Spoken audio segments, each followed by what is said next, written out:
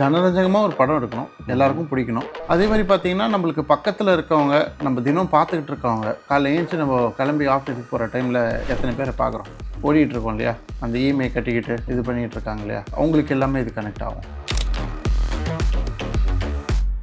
வெற்றிமாறன் மாதிரி ஒரு பெரிய டேரக்டர், இந்தியா லெவலில் ரெகக்னிஷனான ஒரு டேரக்டர் வந்து அவரோட இன்புட் உள்ள வரும்போது இந்த கதை வந்து என்னவா மாறுச்சு? அதுதான் நான் சோஷியலாக அவேராக இருக்க விஷயத்த நான் இவ்வளோ வச்சுருந்தேன். அதை ஒரு பிளாட் ஆக்கு அப்படின்னாரு. கதையோட பிளாட் ஆக்கிட்டா இப்போ இது எல்லாத்தையும் உட்காரதா பாருன்னாங்க. பார்த்தா அதை பிளாட் ஆக்கும்போது ஆக்சுவலாக எதுவுமே மாறல, இமோஷ்னலாக ஆகுது கதை.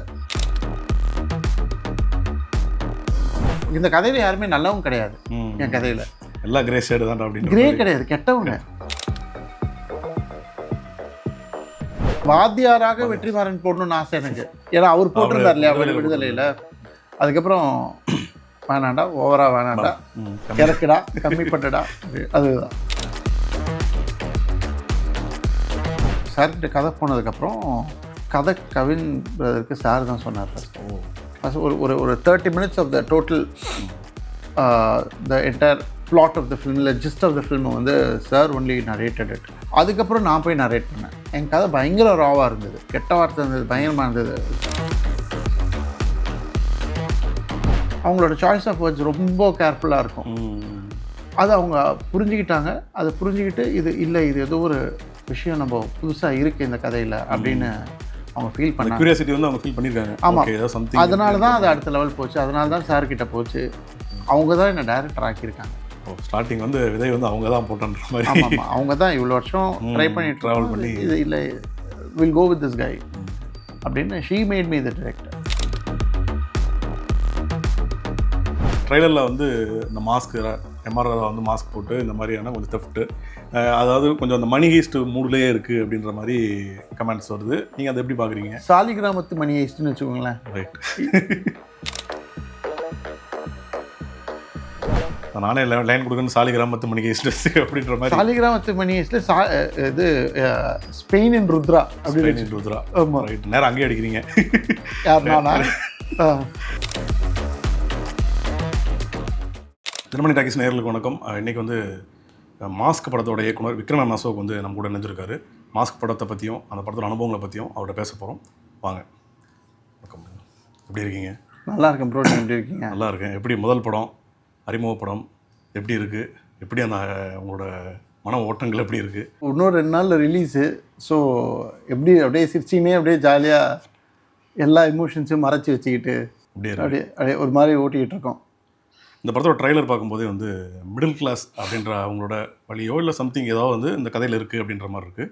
இந்த கதை வந்து என்ன சொல்ல வருது? இயக்குனராக நீங்கள் என்ன பிளான் பண்ணீங்க? என்னவா வந்திருக்கு?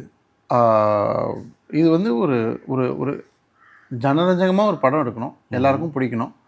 அதே மாதிரி பார்த்திங்கன்னா நம்மளுக்கு பக்கத்தில் இருக்கவங்க, நம்ம தினம் பார்த்துக்கிட்டு இருக்கவங்க, காலைல ஏஞ்சி நம்ம கிளம்பி ஆஃபீஸுக்கு போகிற டைமில் எத்தனை பேரை பார்க்குறோம், ஓடிட்டு இருக்கோம் இல்லையா, அந்த இஎம்ஐ கட்டிக்கிட்டு இது பண்ணிகிட்டு இருக்காங்க இல்லையா, அவங்களுக்கு எல்லாமே இது கனெக்ட் ஆகும்.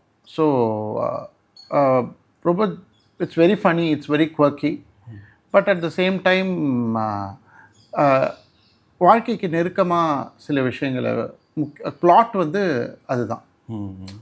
கொஞ்சம் நீங்கள் பார்க்குற ஆட்கள், கதையில் பார்க்குற ஆட்கள் வந்து நீங்கள் ஒரு செட் ஆஃப் பீப்புளை வந்து நீங்கள் தினம் பார்க்க மாட்டீங்க.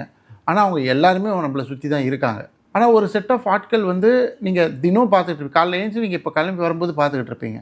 அவங்களும் வந்து இதில் இருக்காங்க. ஸோ அவங்க இந்த 2 செட் ஆஃப் பீப்புளை பற்றி தான் கதை, அவங்களுக்குள்ளே நடக்கிற விஷயங்கள் தான் கதை. இல்லை, அதான் கொஞ்சம் இன்ட்ரெஸ்டிங்காக இருக்குது. என்னென்னா ஃபஸ்ட்டு படம் பண்ணுறவங்க வந்து என்ன பண்ணுவாங்கன்னா மேக்ஸிமம் வந்து ரொம்ப ரிஸ்கியான இந்த மாதிரியான சோஷியலோட விஷயங்கள் எல்லாம் பண்ணணுமா அப்படின்ட்டு மேக்ஸிமம் விஷயம் இந்த லவ் சப்ஜெக்ட் இந்த மாதிரி தான் போயிடலாம், ஆனால் கொஞ்சம் சேஃப் ஜோன் கூட. பட் ஃபஸ்ட்டு படத்துலேயே வந்து நீங்கள் இந்த மாதிரி விஷயங்கள் தான் பேசணும் அப்படின்ற ஒரு சோஷியல் அவேர்னஸோடு நீங்கள் உள்ளே வரீங்களே, அதுக்கு என்ன ஒரு ட்ரிகர் பாயிண்ட் இல்லை ஃபஸ்ட் ஸ்டார்டிங் பாயிண்ட் என்ன இருந்துச்சு? ஃபஸ்ட் வந்து இந்த கதையில் வந்து ஒரு ஐடியாவாக ஒரு சின்ன பிளாட்டில் ஒரு சின்ன விஷயமாக தான் இந்த சோஷியல் விஷயத்தை வச்சுருந்தேன் நான். அதுக்கப்புறம் வெற்றி சார் ரெட் த ஸ்கிரிப்ட், இதை வந்து நீ இன்னும் எக்ஸ்பேண்ட் பண்ணலாம், இதை ஒரு பிளாட் பாயிண்ட்டாக வச்சுட்டு இதை சுற்றி நீ கதையை ஆப்ரேட் பண்ணலாம் அப்படின்னும் போது சூப்பராக இருந்தது அந்த ஐடியா.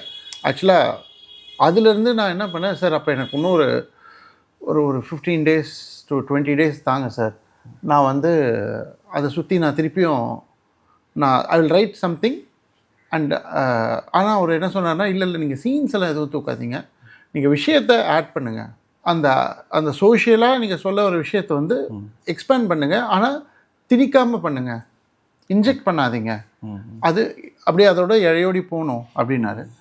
சரி சார், சூப்பராக இருக்குது சார், நம்ம எனக்கு 2-3 விஷயம் அப்பயே எனக்கு தோணுச்சு, அப்படியே டக்குன்னு டிஸ்கஸ் பண்ணோம். இப்போ டக்குன்னு அவர் கூட உட்காந்து டிஸ்கஸ் பண்ணுறதே வந்து பார்த்தீங்கன்னா ஒரு சூப்பராக இருக்கும் இல்லையா? அவரோட அந்த ஆடியோ லான்ச்சில் சொல்லியிருந்தார், ஒரு 4 சீன் இந்த படத்தில் முக்கியமான சீன் இருக்குது, அது வந்து ரொம்ப இந்த படத்தோட படம் ஏன் எனக்கு ரொம்ப இம்ப்ரெஸ் ஆச்சுன்னா அதுதான் அப்படின்ற மாதிரி. ஆமாம்மா, படிக்கும்போது அதுதான். ஏன்னா வந்து ஃபஸ்ட்டாக அதை அந்த 15 நாள் ஒர்க் பண்ணிட்டு போனதுக்கு கூட பார்த்தாரு. என்னன்னா அவர் கூட உட்காந்து அதை பார்த்துட்டு அவர் சில விஷயங்கள் சொல்லுவார் இல்லையா, சொல்லும் போதில் நம்மளுக்கு நிஜமாவே ஒரு விஷயம் தோணும், ஆனால் ஆமாம் இல்லை அப்படின்ற அந்த இடத்துக்கு நம்மளே போய் நின்றுவோம். அப்படின்னும் போது it made a huge difference. ஆனால் பெருசாக எதுவுமே இல்லை, ஆனால் அவர் சொன்ன விஷயத்த வந்து நம்ம கரெக்டாக பிளேஸ் பண்ணோம். கதையில் பார்த்தா எனக்கு இல்லை, ஆமாம் என் கதையில் இதான் இருக்கா, என் கதையில் இப்படிலாம் இருக்கா அப்படின்னும் போது அதான் அந்த சினிமாவில் சொல்லுவாங்க இல்லையா, அந்த நல்ல கதை உருவாகிறதுக்கு வந்து சினிமா வந்து பேசி தான் உருவாக்கணும். ஆமாம், நீங்கள் வந்து ஆஸ் ரைட்டராக உட்காந்து எழுதுனா கூட நீங்கள் நிறைய பேர் அது சம்மந்தமாக இருக்கிற ஆளுங்கிட்ட பேச அது கிரியேட் ஆகும் அப்படின்னு. என் ஃப்ரெண்டு இந்த சிவபாலன் இருக்கான், பிளடி பகர் டைரக்டர், அவன் இருக்கான், அப்புறம் நம்ம நிஷாந்த் இருக்கான், ஆனந்த். ஸோ இவங்க எல்லாருக்கிட்டையும் நான் ஏதாவது ஒன்று கேட்டே இருப்பேன், வேற லெவலில் டார்ச்சர் பண்ணுவேன், பேசிட்டு அதனால தான் இந்த கதை உருவாச்சு. கொலாபரேட்டிவ் எஃபர்ட் தான், நம்ம தனியாக உட்காந்து எழுதுனதெல்லாம் கிடையாது.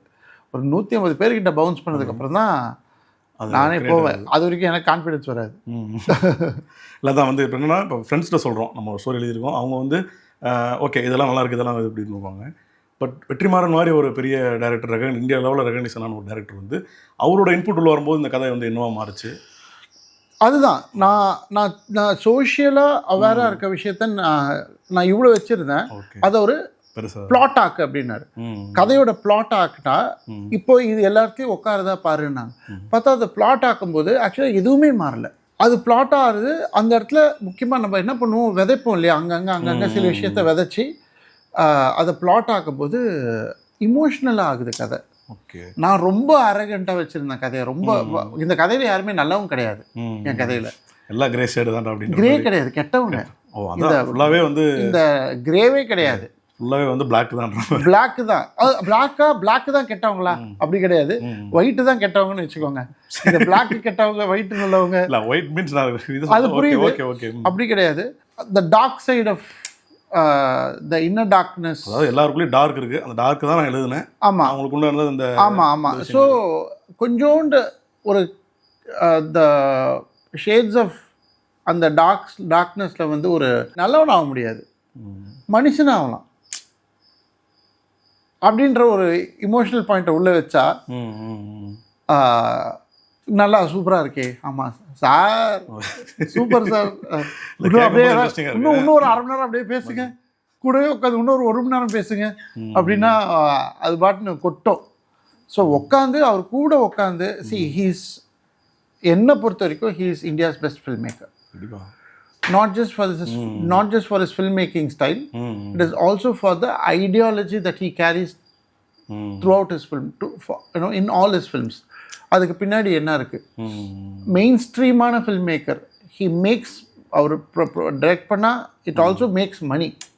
And also with all honesty, utmost honesty, எங்கேயுமே வந்து காம்ப்ரமைஸ் பண்ணாமல் தன்னுடைய சித்தாந்தத்தை கடத்தி எடுத்துகிட்டு போய் நம்மள்கிட்ட நாலேஜ் ட்ரான்ஸ்ஃபர் பண்ணுறாரு இல்லையா, அதில் ஹூ எல்ஸ் இஸ் தேர் அப்படின்ற மாதிரி அப்படி பார்க்கும்போது I think he is only filmmaker. Is not even a director, he is a filmmaker. காம்ப்ரமைஸே இல்லாத ஒரு ஆள். ஆமாம், அதே சமயத்தில் இட் வில் ஆல்சோ பிஸ்னஸாக it will make money. Rare combo மாதிரி. ஆமாம். ஸோ அப்படி இருக்கும்போது உட்காந்து அவர் கூட டிஸ்கஸ் பண்ணுறதா இருக்கட்டும், அவர் கூட உட்காந்து நான் என்னென்னோ கேள்வி கேட்பேன். அவரோட என்டையர் கரியரில் இருக்க நான் என்னோட கதையை தவிர இல்லை எடிட்டிங் டவுட்ஸ் தவிர எல்லா கேள்வியும் கேட்பேன். சும்மா எதையாவது ஒன்று கேட்டே இருப்பேன். அவர் பொறுமையாக பதில் சொல்லுவார். He likes curious people. Okay. அந்த ஸ்கிரிப்ட் அந்த அளவுக்கு இருந்ததுன்னா அவரே இன்வால்வ்மெண்ட் காட்டுறாரு உள்ள. என்ன பண்ணலாம் அப்படின்னு. ஆமாம். அது இல்லாமல் நான் மற்றதையும் பேசின்னு இருப்பேன். சார் அந்த படத்தில் நீங்கள் அவர் கூட இது பண்ணீங்களே, அந்த படத்தில் இந்த மேட்டர் எப்படி சார் யோசிச்சிங்க, இந்த டயலாக் எப்படி சார் வந்தது இந்த கதையில், இந்த ஆடுகளம்ல இந்த மாதிரி பேசியிருப்பாங்களே சார், அது எப்படி சார் அதை நீங்கள் இது பண்ணீங்க, அவ்வளோ கேள்வி கேட்பேன். ஸோ அங்கே அது வந்து எனக்கு எந்த வித இதுவும் இல்லாமல் ஜாலியாக பொறுமையாக இஸ் செம்ம ஃபன். போட்ட மாதிரியே வந்து மென்டர்ன்ற அந்த மென்டர் ஒர்க்கை பண்ணியிருக்காரு அவர். ஆமாம்மா, நான் வாத்தியாராக வெற்றிமாறன் போடணும்னு ஆசை எனக்கு. ஏன்னா அவர் போட்டிருந்தார் இல்லையா விடுதலையில். அதுக்கப்புறம் வேணாண்டா, ஓவரா வேணாண்டா, இறக்குடா, கம்மி பண்ணடா, அதுதான். படத்தில் வந்து ஒரு ஸ்டோரி, ஸ்க்ரீன் பிளே இன்றைக்கி இருக்க வந்து நிறைய வித்தியாசமாக நான் லீனியர் இதெல்லாம் பண்ணி பார்க்குறாங்க. பட் டைலாக்ஸ் வந்து ரொம்ப ஒரு இம்பார்ட்டண்ட்டான ஒரு மெட்டீரியல் ஒரு படத்துக்கு. இந்த படத்துல கூட ஏழைக்கு கோவம் தான் அடிப்பான், பணக்காரனுக்கு கோவம் தான் ஏழையை விட்டு அடிப்பான். இந்த ட்ரைலர் பார்க்கும்போதே நமக்கு வந்து ஓகே சம்திங் இந்த படத்தில் இருக்குது அப்படின்ற ஒரு தாட்டை கொடுக்குது இல்லையா. டைலாக்ல எப்படி ஒர்க் பண்ணீங்க? இந்த ஸ்கிரிப்ட் நீடுன்னு ஒன்று இருக்கும், ப்ளஸ் நீங்கள் டைலாக்கு கொஞ்சம் கான்சியஸாக பண்ண மாதிரி இருக்குது இந்த வேலைகள்லாம். அந்த மாதிரி தான் இது எழுதுறீங்களா? ஆமாங்க. இது ஒரு இப்போ பேசிக்கலாக அந்த ஒரு நான் பிளாட்டுன்னு சொல்லிட்டு இருந்தேன், இந்த மிடில் கிளாஸ் அப்படின்ற ஒரு பிளாட்டு. அதில் பேசிக்கலாக ஒரு விஷயம் என்னென்னா, இழக்கிறதுக்கு ஏதோ ஒன்று இருந்தால் தான் நம்மளுக்கு பயம் வருது இல்லையா. மிடில் கிளாஸ்ன்றவன் யாருங்க, நம்ம டக்குன்னு ஏதோ ஒன்று இஎம்ஐ கட்டிக்கிட்டு அப்படியே வாழ்க்கை ஒன்றும் இல்லை, இஎம்ஐ கட்டிட்டு ஒரு நாள் செத்துடணும், அவ்வளோதான் உன் கடமை.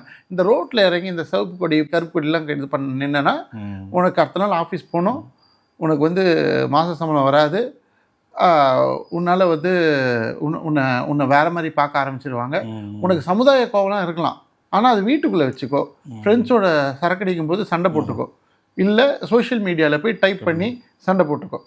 மிடில் கிளாஸோட சமுதாய கோவம் இதுக்குள்ளே தான் இருக்கணும். இதை தாண்டி நீ போய் வெளில போய் நான் என்ன நினைக்கிறேன்னா அப்படின்னு நீ போய் பேசணுன்னா உன்னை அடிச்சு அனுப்பிச்சிருவாங்க.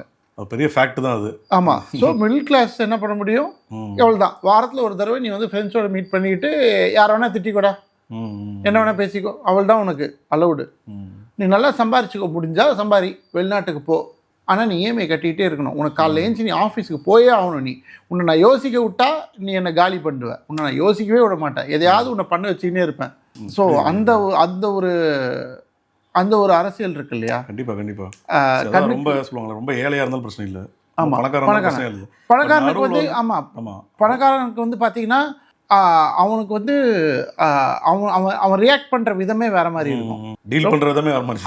ஆமாம். எக்கனாமிக்கலாக லோவராக இருக்கவங்க வந்து அவங்க ரியாக்ட் பண்ணுறது வேறு மாதிரி இருக்கும். மிடில் கிளாஸ் என்ன பண்ணுவான்னா, போலீஸ் ஸ்டேஷனில் போய் கம்ப்ளைண்ட் கொடுக்கறதுக்கு 10 பேர்கிட்ட ஒப்பீனியன் கேட்பான். ஒரு பேசிக்கலாக ஒரு ஸ்விஃப்ட் கார் வச்சுருக்கான், இஎம்ஐ கட்டிகிட்டு இருக்கான்னா, அவன் ஸ்விஃப்ட் கார் தொலைஞ்சிச்சுன்னா என்ன ஆகும் அவன் எத்தனை தடவை போலீஸ் ஸ்டேஷன் இறங்கணும், அவனுக்கு எல்ஓபி போயிடும். கண்டிப்பாக அந்த ஸ்விஃப்ட் காருக்கு தொலைஞ்ச காருக்கு அவன் வந்து இஎம்ஐ கட்டின்னு இருக்கணும். அது இன்சூரன்ஸ்காரன் நம்ப மாட்டான். நீ ஏதோ நீ பண்ணுற இதுக்கு பின்னாடி அது இன்வெஸ்டிகேஷன் தெரியும்ல. மிடில் கிளாஸ் கொட்டி தான் இந்த இன்வெஸ்டிகேஷன்லாம் இருக்கும். இன்வெஸ்டிகேஷன் என்னோட சோஷியல் ஸ்டாண்டர்ட்ஸ்க்கு இன்வெஸ்டிகேஷன்ற வார்த்தையே பெரிய வார்த்தை அப்படின்றது தான். இல்லை கரெக்டு தான். அது வந்து என்னென்னா, இப்போ நான் ரீசெண்டாக கூட ஒரு பிரச்சனையாச்சு நியூஸ் இதில் இருக்கும்போது, ஒரு சின்ன பைக் தொலைஞ்சு போச்சு, ஒரு மிடில் கிளாஸான ஒரு ஆளோட தான். அந்த பைக்கு கிடைக்கல அப்படின்றதுக்கு ஒரு 6 மாதம் ஆயிடுச்சு. ஆமாம், நீங்கள் அதுக்குள்ளே அவன் எடுத்த லீவு, அவன் அதுக்காக கட்டின இஎம்ஐ ஒரு பைக்குக்கு. ஆமாம், நம்ம பெரிய விஷயங்கள்ன்ற போது அது எவ்வளோ பெரிய சிக்கல். பட் நீங்கள் ஸ்டோரி எழுதும் போது இதெல்லாம் கான்சியஸாக வச்சு தான், இந்த என்னடா இப்படி இருக்கானுங்களே, இப்படி ஒரு நடந்துட்டுருக்கு அப்படின்ற ஒரு விஷயம். ஆமாம். C they all want us to keep engaged. நம்ம என்கேஜாக இவனுங்களை இந்த மிடில் கிளாஸ் சமுதாயத்தை வந்து கேள்வி கேட்கவே கூடாதுன்ற அளவுக்கு நம்மளை இன்ட்ரெஸ்டிங்காக நம்ம லைஃப் ஆக்கிட்டாங்க.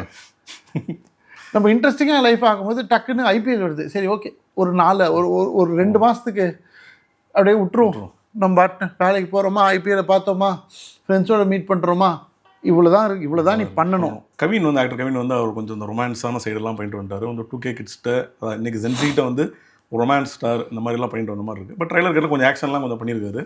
எப்படி இந்த கதைக்கு அவரை சூஸ் பண்ணீங்க, அவரோட இது எப்படி இருந்துச்சு? இப்போது ஃபஸ்ட்டு வந்து சார்கிட்ட கதை போனதுக்கப்புறம் நாங்கள் டிஸ்கஸ் பண்ணிக்கிட்டே இருந்தோம். டக்குன்னு சார் வந்து கவின் பிரதரை வந்து ஃபோன் பண்ணி பேசும்போது வாங்க கொஞ்சம் கதை கவின் பிரதருக்கு சார் தான் சொன்னார் ஃபஸ்ட்டு. ஒரு 30 minutes of the total the entire அந்த ஒரு பிளாட் ஆஃப் த ஃபிலிமில் ஜிஸ்ட் ஆஃப் த ஃபில்மை வந்து சார் ஒன்லி நரேட்டட் இட். அதுக்கப்புறம் நான் போய் நரேட் பண்ணேன். ஸோ நான் என்ன பண்ணேன்னா, என் கதை பயங்கர ராவாக இருந்தது, கெட்ட வார்த்தை இருந்தது, பயங்கரமாக இருந்தது. ஸோ நான் ஒரு காம்பேக்டாக பண்ணணும், எனக்கு எந்த வித ஃபில்டரும் இல்லாமல் பண்ணணும். ஏன்னா இதில் கவின் பிரதர் ப்ளே பண்ணியிருக்க கேரக்டர் வந்து வேலுன்னு அன்ஃபில்டர்டாக சின்ன வயசில் ஒருத்தன் கூட போய் சேரக்கூடாதுன்னு வாங்கல நம்ம வீட்டில், அவன் தான் அது. அவன் வந்து அவனுக்குன்னு ஒரு சித்தாந்தம் இருக்கும், அவன் எதை பற்றி பட மாட்டான், ஜாலியாக தான் இருப்பான் எப்போவுமே. அவன் வந்து என்ன ரியாக்ட் பண்ணுவான், அவனுக்கு வந்து இப்போது மேம் மாதிரி ஒரு கதையில் வந்து பூமி அவங்க கேரக்டர் பேர், அவங்க ஒரு எங்கேயோ வேறு இடத்துல எங்கேயோ ஒரு இடத்துல இருப்பாங்க, எல்லாரையும் இவன் லெஃப்ட் ஹேண்டில் தான் டீல் பண்ணுவான், அவங்களையும் அப்படி தான் பண்ணுவான். அந்த ஒரு டிப்ளமசியே இருக்காது, அவங்ககிட்டயும் ஜாலியாக தான் இருப்பான். ஸோ அப்படின்னும் போது அது சூப்பராக புரிஞ்சுக்கிட்டாரு, அவருமே கொஞ்சம் இன்ட்ரெஸ்டிங்காக இருந்துச்சு, சூப்பராக புரிஞ்சுக்கிட்டாரு, அந்த மீட்டரை கரெக்டாக புரிஞ்சுக்கிட்டாரு. இப்போ நம்ம அதுலேருந்து he started working around it. ஒரு கம்ஃபர்ட் க்ரியேட் ஆகிடுச்சு. கம்ஃபர்ட் க்ரியேட் ஆனதுக்கப்புறம் ஐடியாஸ் த்ரோ ஆகிட்டே இருந்தது. நான் ரொம்ப செல்ஃபிஷ் அந்த விஷயத்தில். நல்லது வந்து எடுத்து வச்சுக்கோ உள்ளே போடு, இவ்வளோ தூக்கி போடு. If see with Vetri sir or with any artist that we work, if we don't have ego and if we are open for ideas, we are going to நம்ம ஒரு நல்ல இடத்துக்கு போய் சேர்ந்துருவோம் அப்படின்னு ஒரு இது. அந்த ஒரு சின்ன ஈகோஸ் எல்லாம் விட்டுட்டு அதெல்லாம் எதுவுமே இல்லாமல் ஓப்பனாக இது கதைக்காக தான் இவங்க சொல்கிறாங்க. அதே மாதிரி அந்த ஸ்பேஸை அவங்க கிரியேட் பண்ணி கொடுக்குறாங்க. இதை வந்து என்ன வேணால் பேசலாம், முக்கியமாக சார், அப்புறம் ஈவன் ப்ரோ அந்த ஸ்பேஸ் இருந்தது எங்களுக்கு. நல்ல டீமாகவே இஸ் வெரி இன்ஸ்டிங்க்டிவ் ஹிஸ். அதுக்கப்புறம் நான் போய் கதை சொல்லி பண்ணதுக்கப்புறம் கொஞ்சம் நிறைய நாங்கள் வந்து ராவாக ரொம்ப ராவாக இருந்தது வந்து RAW கேபிட்டல் லெட்டரில் இருந்தது, எல்லாம் இப்போ ஸ்மால் லெட்டராகி சின்னதாகிடுச்சு. ஸோ அதுதான் நீங்கள் பார்க்குறீங்க. ஓகே ஸோ ரொம்ப இன்ஸ்டிங்க்டிவ், சாரி ஹீஸ் வெரி இன்ஸ்டிங்க்டிவ்.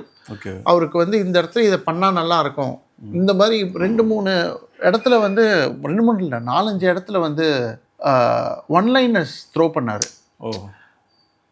சூப்பராக இருந்தது அந்த மாதிரி. ஆமாம், அதெல்லாம் சூப்பராக இருந்தது. அதுதான் இப்போ வந்து ஆண்ட்ரியா வந்து இந்த ரோல் முக்கியமான ஒரு ரோல் பண்ணியிருக்காங்க. ஆஸ் அ ப்ரொடியூசர் அவங்க கூட வந்து பண்ணியிருக்காங்க. வடசென்னையிலே வந்து ஒரு நல்ல கேரக்டராகவும் பார்த்தீங்கன்னா கடைசியில் வந்து ஒரு வெளியே பயங்கரமான ஒரு ஆள் அப்படின்ற மாதிரி ஒரு போர்ட்ரே இருந்துச்சு. பட் இந்த ட்ரெய்லர் ஓப்பனாகவே தெரிஞ்சிருச்சு அவங்க தான் வந்து ஆண்டகானிஸ்டாக பண்ணியிருக்காங்க அப்படின்றது. எப்படி அடாப்ட் ஆகினாங்க இந்த கதைக்கு, அதை நீங்கள் எப்படி சூஸ் பண்ணீங்க, அவங்க தான் அதை பண்ணணும் அப்படின்றது? மேம் கிட்ட தான் ஃபஸ்ட்டு கதை சொன்னேன். நான் சொன்னல இப்போது காந்தா படத்தோட ப்ரொடியூசர் பிரசாந்த் பொட்லூரி, ஓகே, அவன் என் ஃப்ரெண்டு. அவன் வந்து மேம் கிட்ட என்ன உட்கார வச்சாங்க கதை சொல்ல. ஓகே, மேம்க்கு ரொம்ப பிடிச்சிச்சு கதை. 2-3 ப்ரொடக்ஷன் அது இதுன்னு தாண்டி போச்சு.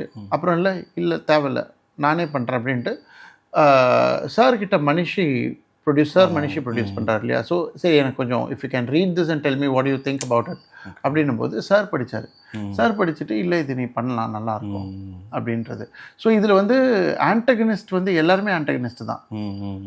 நான் சொன்ன ஹீரோ ஹீஸ் அ ஹீரோனா and he has a negative side, negative shade கிடையாது, நெகட்டிவ் அப்படின்ற. ஆனால் அதுக்குள்ளே ஒரு அவனுக்குள்ளே சில பாசிட்டிவ் சைட்ஸும் இருக்கும், ஃபன் சைடு இருக்கும்.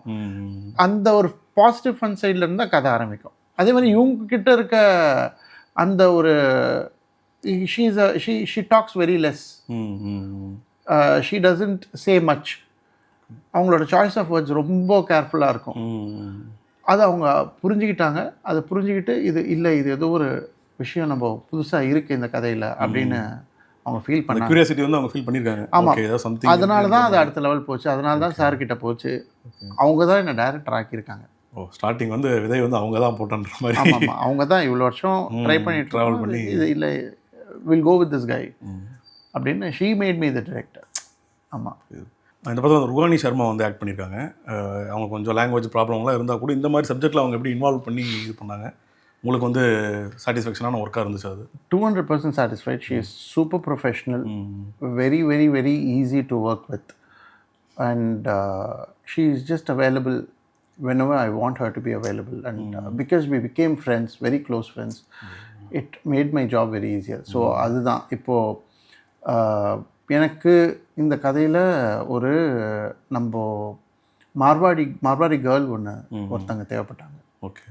நம்ம இந்த கீழ்பாக் சைடில் இந்த சைட்லலாம் இருப்பாங்களே மார்வாடிஸ் இருப்பாங்களே, புருஷவாக்கம், வேப்பேரி, எனக்கு அந்த மாதிரி ஒரு மார்வாடி கேர்ள் எனக்கு தேவைப்பட்டாங்க. So I wanted to, I spoke to her, she liked what she heard, and that's how she came on board. Because she doesn't understand Tamil, I'm saying all this in English. அப்புறம் இந்த அர்ச்சனா ஒரு role பண்ணியிருக்காங்க. அவங்க trailer கட்லேயே வரும்போதே கொஞ்சம் இன்ட்ரெஸ்டிங்காக இருக்குது. பிடிச்சதா உங்களுக்கு ட்ரெய்லர் பிடிச்சதா? ட்ரெய்லர் பிடிச்சிருந்துச்சு. அர்ச்சனாக்கா பேசுறது ஆமாம் பிடிச்சிருந்துச்சு. அதுதான் எல்லாருக்கும் பிடிக்குது, பயங்கரமாக பிடிக்குது. ஆமாம், அவங்க பேக் எடுத்துகிட்டு இந்த கண்ணாடி போட்டு பேசும்போதே டக்குன்னு சிரிப்பு வர மாதிரியான ஒரு இதுதான். பட் அவங்க ரொம்ப நிறைய படங்கள் பண்ணுறது இல்லை. பட் அவங்க பண்ணுறது கொஞ்சம் பெக்யூலராக சம்திங் ஏதோ ஒரு நல்ல ஒரு ஃபன் சைடாக அவங்க வந்தாலே சிரிப்பு வந்துடுன்ற மாதிரியான ஒரு கேரக்டர் இருக்காங்க. அவங்கள எப்படி ஹேண்டில் பண்ணி? அர்ச்சனாக்கா இஸ் a ஸ்வீட் ஹார்ட். நான் என்ன தான் அவங்க ஹேண்டில் பண்ணாங்க, நானும் அவங்க ஹேண்டில் பண்ணேன். அவங்க வந்தாலே ஒரு ஒரு என்ன ஒன்றும் இல்லை, she makes the place very warm. Okay.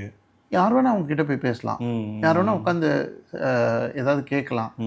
So she is very accommodative, very she puts you in a nice comfort. அப்படின்னும் போது எனக்கு அது போனஸ் தானேங்க.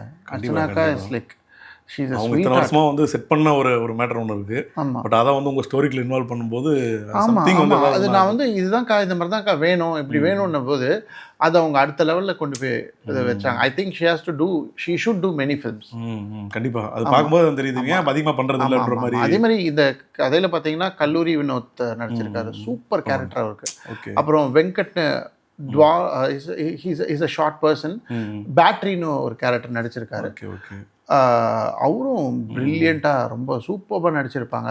சுப்ரமணிய சிவா கூட ஒரு ரோல் பண்ணியிருக்காரு, செம கேரக்டர் பண்ணியிருக்காரு. ஆமாம், சின்ன கேரக்டர். சுப்ரமணிய சிவான சூப்பர் கேரக்டர் அது. பிரேக்கிங் பாயிண்ட் அவரோட கேரக்டர் அந்த மாதிரிலாம் இருக்கும். ஸோ மகாலட்சுமின்னு ஒரு பொண்ணு சூப்பராக பண்ணியிருக்கா. அப்புறம் ரோஹித், இந்த மாதிரி குட்டி குட்டியாக சில கேரக்டர்ஸ் இருக்குது. எல்லா கேரக்டர்ஸும் எனக்கு பிடிச்சிருக்கு. இப்போ ஃபஸ்ட்டு படம் பண்ணுறீங்க. ஃபஸ்ட்டு படம் நமக்கு ஒரு இது இருக்கும் இல்லையா, ஒரு சின்ன பட்ஜெட் கம்மியாக இருக்கும். டெக்னீஷியன்ஸ் அவங்க உங்கள் ஃப்ரெண்ட்ஸ் ஏதாவது அப்போ டெவலப் வர ஆட்களாக இருப்பாங்க. பட் உங்களுக்கு ஃபஸ்ட் படத்துலேயே ஜிவி மியூசிக் பண்ணுறாரு, ஆர்டி ராஜசேகர் ஒர்க் பண்ணியிருக்காரு. இந்த மாதிரி ஒரு நல்ல டீமாக அவுட்புட்டே பார்க்கும்போது தெரியுது, ஓகே இவங்கெல்லாம் ஒரு நல்ல ஃபிலிம் மேக்கர்ஸ் அப்படின்ற ஒரு இதில் தெரியுது. எப்படி அது அமைஞ்சது? ஃபஸ்ட்டு வெற்றி சார் தான். போய் அவங்கள போய் பாரு, இந்த மாதிரி ஒரு பையன் வருவான் பேசுங்க, இந்த மாதிரி ஒரு பையன் வருவான் பாருங்கள், மீட் பண்ணுங்கள், இதுதான் ஐடியா, இந்த ஐடியா எப்படி இருக்குன்னு கேளுங்க அப்படின்னு அவரே சொல்லி அவங்கள ஃபஸ்ட் எடுத்தோடனே அவங்கள என்ன பண்ணுவாங்க, இந்த எண்ணெல்லாம் தேய்ச்சி தீபாவளி அன்னைக்கு ஊற வைப்பாங்க தெரியுமா, அந்த மாதிரி. அதுக்கப்புறம் தான் சீக்காவை போடுவாங்க. ஸோ அந்த மாதிரி தான் சார் ஆயிலெலாம் போட்டு ரெடி பண்ணி வச்சுருவார். நான் போயிட்டு அப்புறம் ஒன்றும் இல்லை, அதுக்கப்புறம் எனக்கு ஜாப் ஈஸி.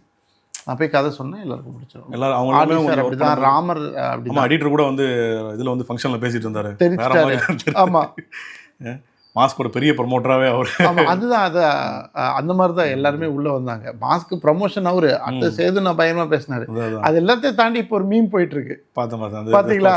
அவள் அண்ணி என்ன இது அது எல்லாத்தையும் பிரேக் பண்ணிடுச்சு. ஆமாம், சொன்ன மாதிரி. ஆமாம், எல்லாமே பாசிட்டிவாக மாறணும் மாதிரி. சார் கிட்ட அதான் சொன்னேன், சார் ஒன்றும் இல்லை சார், உங்களை ஒரு ஃபங்க்ஷன் இல்லை ஆடியோ லான்ச்சோ ஏதோ ஒரு சினிமா ஃபங்க்ஷன் ஹிட் ஆகணும்னா உங்களை கூப்பிட்டு உட்கார வச்சு ஏதாவது உங்களை இரிட்டேட் பண்ணுற மாதிரி பண்ணால் அது போதும் சார், ஜாலி ஆகிடும் சார், அது ஹிட் ஆகிடும். தனியாக கேமரா உங்கள் பக்கத்தில் ஒன்று வச்சுட்டு உங்களுக்கு ஒரு க்ளோஸ் அப் டைட் வச்சுட்டு அந்த ரியாக்ஷன் எடுத்தால் போதும், தானா வந்துடுது அப்படின்னு. ஆமாம் ஆமாம் ஆமாம்.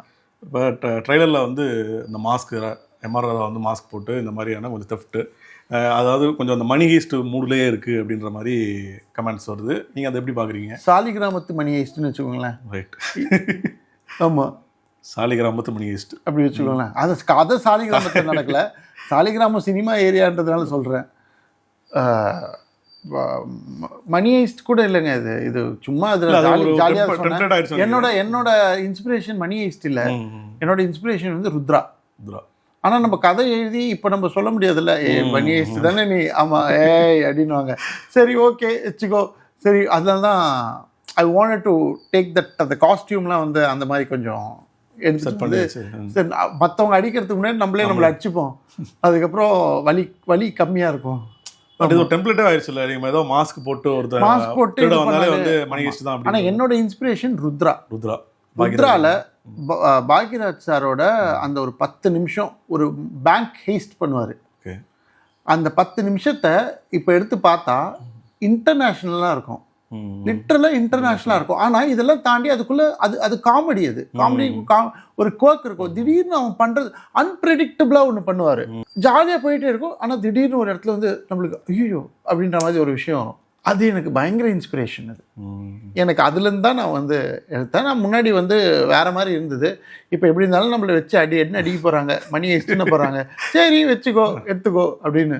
நானே லைன் கொடுக்கணும் சாலிகிராமத்து மணி ஹெஸ்ட் அப்படின்ற மாதிரி. சாலிகிராமத்து மணி ஹெஸ்ட்ல இது ஸ்பெயின் ருத்ரா அப்படின்னு. ருத்ரா, ஆமாம் ரைட். நேரம் அங்கேயே அடிக்கிறீங்க. யார் நானா? ரைட். இப்போ வந்து என்னென்னா, இது நீங்கள் இப்போ ஃபங்க்ஷனில் கூட சொல்லியிருந்தீங்க, இதில் வந்து நெல்சன் வந்து இயக்குனர் நெல்சன் வந்து கொஞ்சம் அப்படியே ட்ராவல் பண்ணிகிட்டே இருப்பார் அப்படின்னு சொல்லி. பட் அது என்னன்னா கொஞ்சம் டார்க் ஹியூமர்ஸ் எல்லாம் வந்து அப்படியே போயிட்டு இருக்கும் அப்படின்ற மாதிரி எடுத்துக்கலாமா? இது டார்க் ஹியூமர்லாம் இல்லை ப்ரோ, நல்லா லைட்டு போட்டு வெளிச்சமாக காமெடி பண்ணியிருக்கோம். ஓ அப்படியே? ஆமாம், டேரெக்டாக தான். டார்க் ஹியூமரே கிடையாது. இப்போ நம்ம பேசும்போது 4 இடத்துல சிரிக்கிறோம் இல்லையா, இன்னும் கொஞ்சம் அதிகமாக சிரிப்போம், அவ்வளோதான். ஸோ நெல்சன் நான் வந்து பேசிக்கலாக எனக்கு சிவபாலன் நான் சொன்னேன் பிளடி பார்க்குறேன், அவருக்கு வந்து கோ-டைரக்டர். Okay okay. குரு மாதிரி. இப்போ கவின் பிரதருக்கு ரொம்ப க்ளோஸ், அண்ணன் மாதிரி. இப்போ சாரும் நெல்சன் நான் வந்து நல்ல பழக்கம். ஸோ நம்ம ஏன் அவங்கள யூஸ் பண்ணிக்கூடாது? அந்த மாதிரி எல்லாரையும் உள்ள பண்ணுவா, எல்லாரையும் யூஸ் பண்ணு, ஃப்ரெண்ட்ஸ் ஆஃப் ஃப்ரெண்ட்ஸ்ன்ற மாதிரி. ஆமாம், யாரையுமே விட்றது. ஸோ நெல்சன் நான் வந்ததுக்கப்புறம் அது நரேட்டிவாக மாறுச்சு, கதை நரேட்டிவாக வேற மாதிரி போச்சு, அந்த குவர்க் இன்னும் அதிகமாச்சு. அதே மாதிரி நான் தெளிவாக நான் ஒன்று சொன்னேன், அண்ணா நீங்கள் பேசிடுங்க, இதுதான் கண்டென்ட்டு. அவர் வாய்ஸ் ஓவரில் தான் வரப்போகுது, கதை ட்ராவல் ஆகிறது அவர் வாய்ஸ் ஓவரில் தான், இதுதான் கண்டென்ட்டு, இது நீங்கள் பேசுகிற மாதிரி பேசிடுங்க அப்படின்னோடனே அது சூப்பராக வந்துருக்கு. இப்போ வந்து படம் கிட்டத்தட்ட அவுட்புட் எடுத்திருப்பீங்க, ரிலீஸுக்கு 2-3 நாள் தான் இருக்குன்ற போது, ஆஸ் அ டேரக்டராக இல்லை ஃபஸ்ட் ஃபிலிம் மேக்கராக நீங்கள் எவ்வளோ படங்கள் பார்த்துருப்பீங்க, எவ்வளோ படங்கள் பார்த்து இப்படிலாம் பண்ணணும் அப்படின்னு ஆசைப்பட்டிருப்பீங்க.